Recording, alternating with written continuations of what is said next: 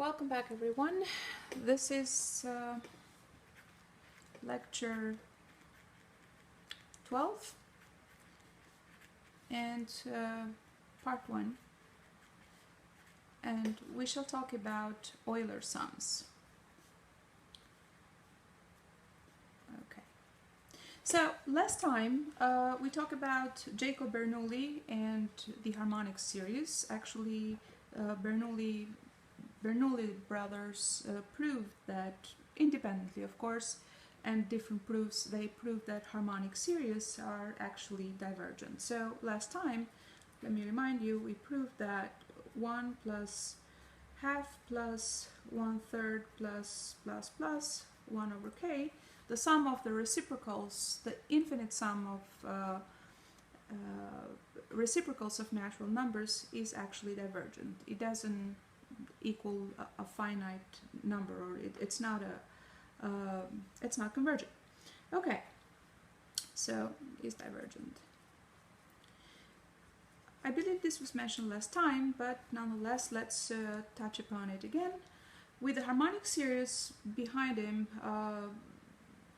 Jacob Bernoulli felt that he wanted to explore the infinite sum of the reciprocals of perfect squares. That is, he wanted to investigate what is this particular sum equal to, if it equals to anything finite. So this is the infinite sum of the perfect squares.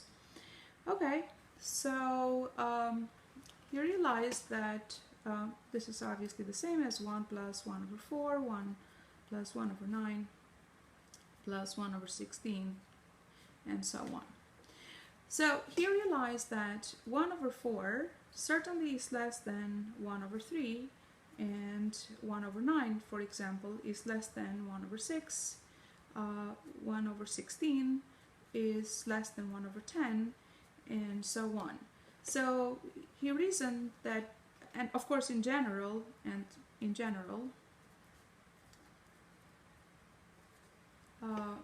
he knew that 1 over k squared is less than 1 over k times k plus 1, the whole thing, over 2.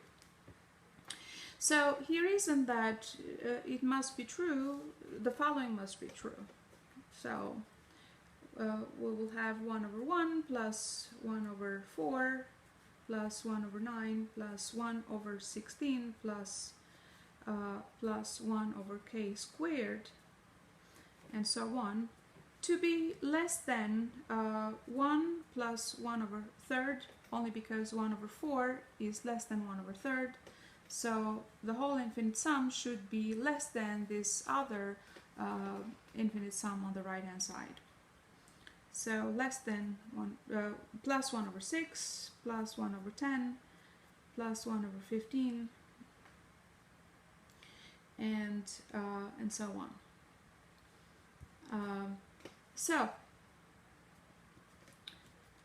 Or plus 2 over k times k plus 1. All right. Now, this right-hand side, we don't really change much if we multiply every term by 2. So value-wise, as far as this entire inequality is concerned, we're not changing anything if I multiply and divide by the same thing. So this is the same as saying 2 times half plus 1 over 6 plus 1 over 12 plus 1 over 20 plus 1 over 30, and so on. 2 times half is 1, 2 times 1 over 6 is 1/3, 2 times 1 over 12 is 1 over 6, and so on. However, this sum, we talked about it last time, and this result is due to Leibniz. This infinite sum converges to 1. So here we have 2 less than 2 times 1, or finally less than 2. So he reasoned that the infinite sum of the reciprocals of perfect squares is convergent is actually less than 2, but he could not pinpoint to exactly what number that would be equal to. And this was not until much later, and it was shown by none other than the Swiss mathematician Leonhard Euler. So this was proved. Leonhard Euler is not pronounced Euler, is pronounced Euler. So this was proved in 1734. So it was Euler who actually showed to exactly what finite number the sum of the reciprocals of perfect squares is actually equal to.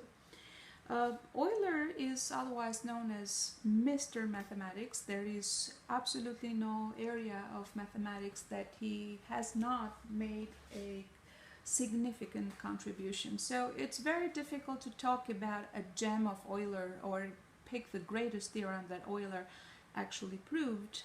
That's why it is rather picked this result, since it is one of his earliest work. Okay, so we are interested really now in evaluating the sum. We want to evaluate exactly what this sum is equal to. 1 plus 1 over 4 plus over 9 over 16, the sum of reciprocals of perfect squares. That's what we want to find out in this lecture. So at first, I will talk a little bit about the preliminaries that Euler used, and then the second part of the lecture will be the actual proof. So the preliminaries.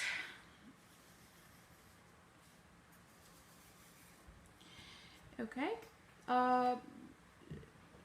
So the first thing that Euler did, actually, he computed by hand this sum up to 20 decimal points, and he was hoping to look for a pattern as he was computing the sums, but the only thing he noticed is that the sum was tending towards this number, 1.6449, which was a number that was a bit obscure and not necessarily a familiar number at all.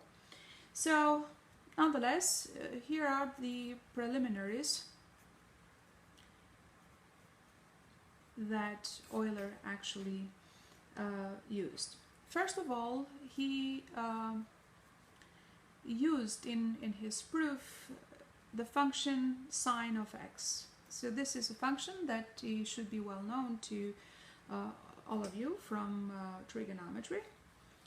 So this function, you know that the graph of it is a curve that extends to infinity on all directions, on both directions, and it looks like this.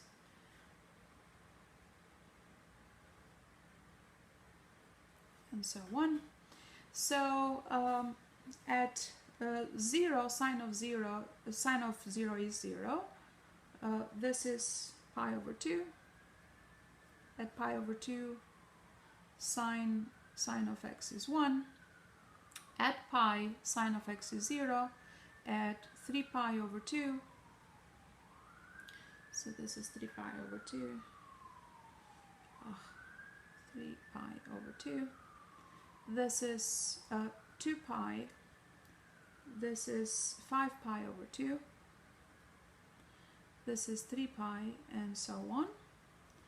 And on this direction, we have minus pi over 2, minus pi,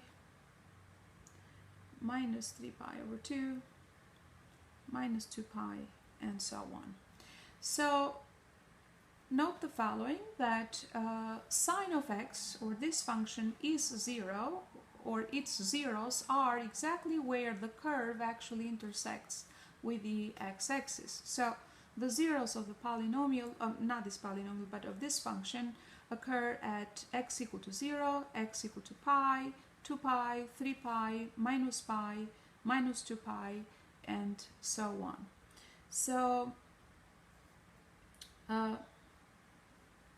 f of x, this f of x is equal to 0 at x equal to at 0 plus minus pi plus minus 2 pi plus minus 3 pi and so on. So this is one result that we actually used in the proof. Also from calculus you should know, or let me remind you what it is. If you don't remember, just open any calculus book and refresh your memory on the Taylor expansion or Taylor polynomial of sine of x. That means that sine of x could otherwise be written as an infinite polynomial of the following form: x minus x to the third over 3 factorial plus x to the 5 over 5 factorial minus x to the 7 over 7 factorial plus x9 over 9 factorial and so on.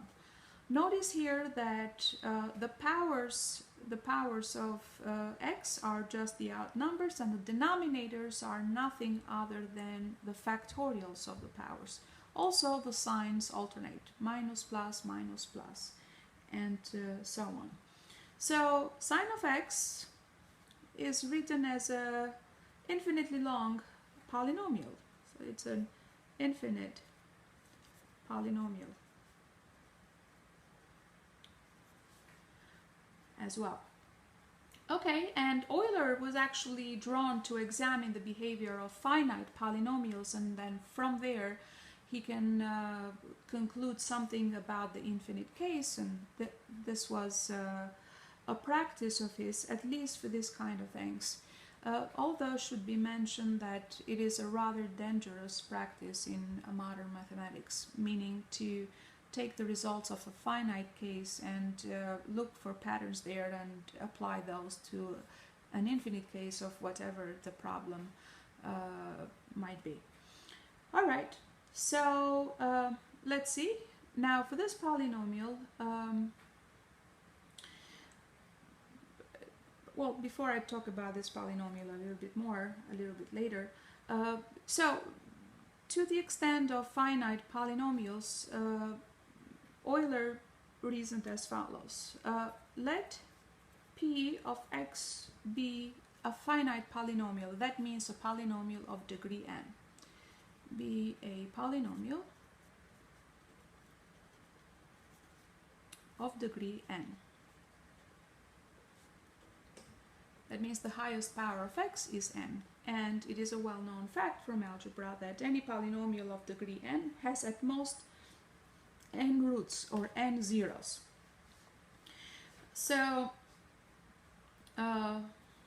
with n roots, let's say that these roots are x equal to a, x equal to b, x equal to c, x equal to d, and so on. N of those. N of those. N roots. Okay, what does that mean? That means that when you substitute a in whatever your polynomial is, you should get 0. So that means that p of a is equal to p of b is equal to p of c is equal to p of d is equal to 0. Euler also knew that such polynomial, so this polynomial can be factored as follows. Can be factored as follows. This is also a known fact. So p of x here, if a, b, c, d, and so on are roots of a polynomial, then the polynomial can be written as a product of binomials that look like this: 1 minus x over a, 1 minus x over b, times 1 minus x over c, times 1 minus x over d, and so on, where a, b, c, d, and so on are the roots of this polynomial. But there is also another condition that we are imposing in this polynomial that we're considering, or that he considered. Euler further demanded that whatever polynomial he was going to choose to work with for his proof, the following condition also had to be true. P of 0 must be equal to 1. So he was going to look at a polynomial that had n roots and that could be factored in this way. Further, he demanded that the polynomial, whatever polynomial he was going to consider for his proof, P of 0 must be equal to 1. Also, if you here, for example, if you substitute x with 0, you get 1 because they all become 0, so 1 minus 0 is 1 and 1 times 1 is 1, so that also checks. Okay, so before I actually give the proof, let me just work out some consecutive multiplication of the following things, and these actually would be rather key into understanding why he writes the things he writes a little later. So let's say that you have a polynomial, not a polynomial, but let's say that you want to multiply something that looks like this. 1 minus ax times 1 minus bx. Actually, let's say not only that, but let's multiply this with 1 minus c of x. Okay, so let's see what I get.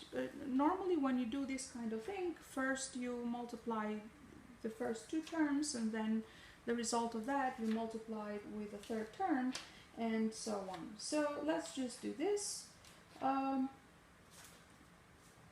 Let's see what we have. By the way, I'm sorry, I mean x squared here.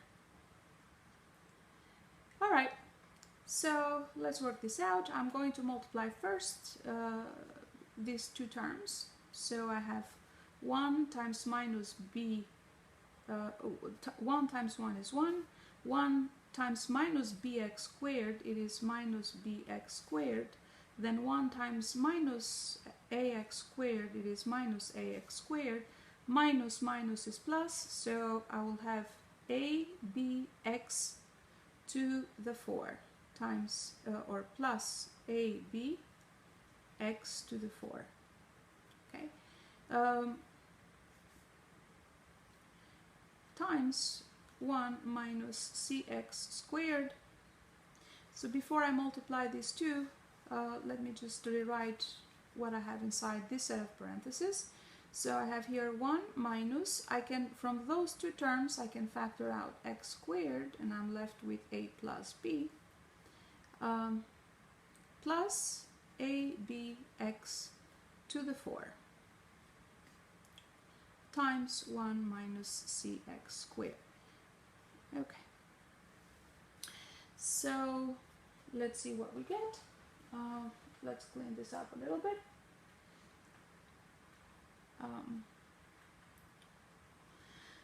So 1 times 1 is 1, 1 times minus cx squared is minus cx squared, minus x squared times a plus b times 1 is minus x squared times a plus b, minus x squared times a plus b times minus cx squared would be plus, that would be x squared a plus b times, well, x to the 2 times x to the 2 would be x to the 4, and I have a plus b times c. Then I have plus a bx to the 4 times 1. There is a reason why I'm doing all this. And then you have minus a bx to the 4 times x to the 2 is x to the 6, and I have actually abc x to the 6. Alright, so Let me clean this up a bit. This is ABC. All right, so from these two terms, I can factor out x squared. So I have 1 minus x squared, and I'm left with a plus b plus c. On these two terms, I can factor out x to the 4, and I'm left with AC plus BC plus AB minus ABCX to the 6. All right, so if it makes no sense to continue further. So basically what we're saying here is as follows. If I was to multiply three things that look like this, then I will have 1 as the first term, then I have minus x to the 2 with whatever these coefficients are, then I have plus x to the 4 times something else, then minus x to the 6 times something else, and so on. Okay, also, well, I'll make that comment a little bit later, so not to make this heavy in algebra. So basically these are the preliminaries, and we may start with the actual proof that this converges to an actual number. So this would be end of part 1. And I'll start with part 2 in a minute.